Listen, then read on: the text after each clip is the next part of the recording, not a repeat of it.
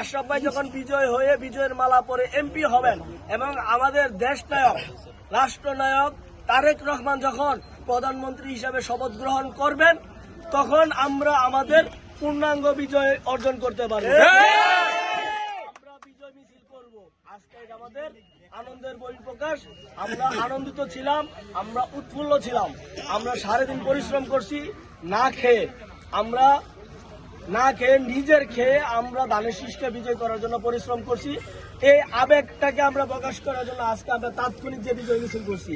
আমাদের এই বিজয় মিছিলে যারা উপস্থিত হয়েছেন সকলকে আশরাফ ভাইয়ের পক্ষ থেকে, আমার পক্ষ থেকে ব্যক্তিগতভাবে আন্তরিকভাবে ধন্যবাদ জানাচ্ছি। সকলের প্রতি কৃতজ্ঞতা প্রকাশ করছি।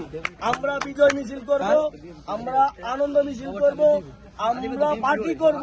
আশরাফ ভাই যেদিন বিজয়ের মালা পূর্ণাঙ্গভাবে গলায় বহন করবে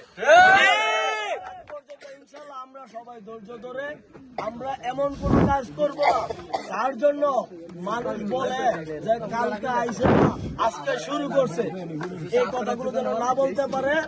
আমরা পলাতক আওয়ামী লীগের মতো হব না। আমরা আমাদের মাধ্যমে, আমরা আমাদের ব্যবহার দিয়ে মানুষের হৃদয় জয় করবো, যেন আগামীতে আবার আশরাফ ভাইকে বিজয় করতে পারি, পুনরায় ক্ষমতায় আসতে পারি। আজকে থেকে যেন আমাদের সেই কাজগুলো থাকে, সেই দৃষ্টি থাকে, এই আশা ব্যক্ত করে আবারও সবাইকে ধন্যবাদ জানিয়ে, বিশেষ করে আমাদের ফয়সাল আহমেদ, সোহেল কাকা, আমাদের টিপু কাকা, আমাদের নাজমুল, আমাদের মুগুল কাকা, আমাদের রবি, আমাদের ফারুক কাকা, আমাদের তাজু ভাই সহ আমার ছোট ভাই যারা আমার সাথে রাত জায়গা পরিশ্রম করছো, সবাইকে ধন্যবাদ দিয়ে আমি আমার বক্তব্য